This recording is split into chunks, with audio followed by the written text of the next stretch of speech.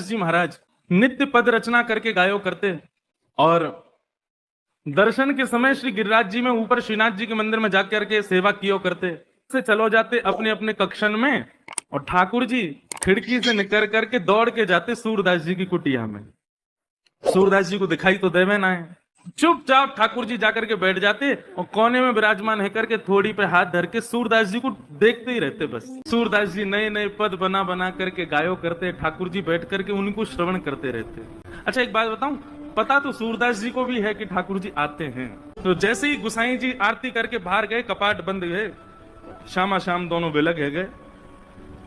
किशोरी जी बोली मैं सबरी सच्चाई बताऊंगी गुसाई जी को। बोलो कहा बताओगी? बोले सब झूठ बोलो तुम सपने अपने के कि मधुमंगल श्री रामा मु पता तुम कहीं खिड़की तक निकल के जाओ कोई के पास और मुझे सब पता मैं गुसाई जी को बताऊंगी। ठाकुर जी चरण श्री जी मान जाओ मत बताइयो, तुम जो कहोगी सो करूंगा मत बताइयो। किशोरी जी बोली एक शर्त है। बोले तुम जो कहोगी सो करूंगा, तुम बताओ कहाँ करना है। श्री जी बोली कल ते मैं चलूंगी संग में तुम जहां जाओ मां मुंह को लेके चलो। ठाकुर जी बोले जे ना है सके। बोले चो ना है सके? बोले आप बड़ी बड़ी करुणामयी है, बड़ी दयालु हैं, मैं तो जाऊं बा बेचारे लोग भक्तन से मिल मिला के आ जाऊं, उनके बेचारे इनके दीन दुखन को देख करके सब कुछ दे दोगी उन्हें, या हमारे मैं आपको अकेले छोड़ के जाऊं यहीं पे, आप मत चलियो। श्री जी बोली तो ठीक है मैं गुसाई जी को बता रही हूँ।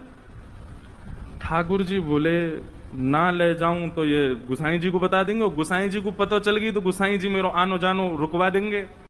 ठाकुर जी बोले आपकी एक शर्त मैं मानूंगा, वो एक शर्त आप मेरी मानो। बोले कहा? बोले मौन जाओगी मौन आओगी, कछु नहीं कहोगी ना करोगी वहां पे। श्री जी बोली ठीक है कछु नहीं करूंगी। ठाकुर जी बोले मुझे विश्वास ना है रो, आप पे मुझे भरोसा ही ना है, नेक बाहर जामेंगी देखते ही ऐसी पिघल जामे। बोले ना मैं बिल्कुल ऐसे रहूंगी आपकी जैसी, जैसी जाऊंगी वैसी आ जाऊंगी। ठाकुर जी बोले ठीक है। दूसरे दिन ठाकुर जी श्री जी को लेकर के गए। कैसे कैसी कृपा सूरदास पे।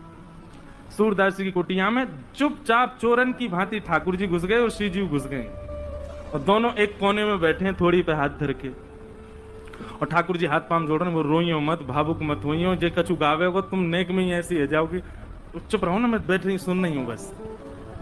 सूरदास